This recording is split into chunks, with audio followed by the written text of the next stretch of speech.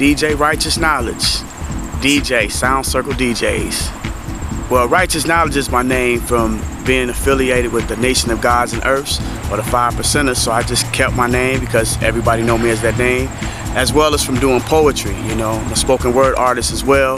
We've traveled all across the country doing spoken word with my poetry collective called Third Eye Open. It's all art, you know, being poetic and spinning.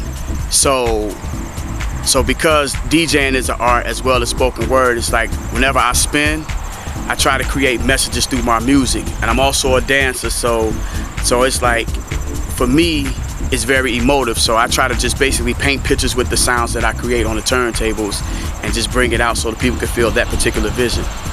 I usually don't go with a playlist. Like, I usually go based upon what I feel from the crowd, especially at a house gig. You know, you go based upon the crowd. You know, no playlist, man. I like to go in unscripted. I call it unscripted melodies, and I just go in and just do my thing, and you know, make the crowd feel what I'm feeling. You know, I got introduced to disco and house music at a very early age, and then in Chicago, it just spread like wildfire, and everybody in my neighborhood was trying to be a DJ. So I wanted to be a DJ. I started taking all my mama's disco records, putting them in my bag, going over my friend's house and spinning. And that's where it all started, man, back in 81, 82. What I've gained from it is just the growth, and I'm just watching to see how it expanded, you know, just from its humble beginnings in Chicago to becoming this worldwide phenomenon that spread into all these different genres, from techno to this EDM and everything like that. So I just like its massive growth, you know, even though people try to downplay it like it's nothing, but it's really grown leaps and bounds to what I totally expected. I usually like to start low tempo, old disco, or even some of the newer stuff, old disco, Afrobeat, what they call soulful house. I mean, I'm really like an eclectic mix of genres. You know, it doesn't really make me any difference because I like to just play good music. You know, to me, that's what I like to do.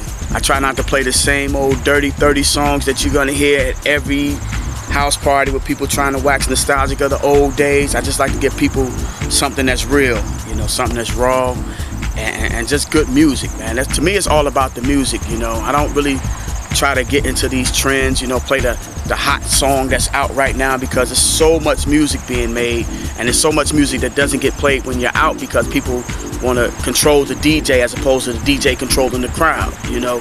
So I like to make people feel what I'm feeling, as opposed to being a quote-unquote jukebox to the audience, you know, because that's what I'm not. I'm not a jukebox, and I tell anybody that in a heartbeat, you know, I'll play requests if I have it, but 9 times out of 10, I just want them to feel what I feel. It's just so much more music out there, man. I want people to be able to expand their mind, you know.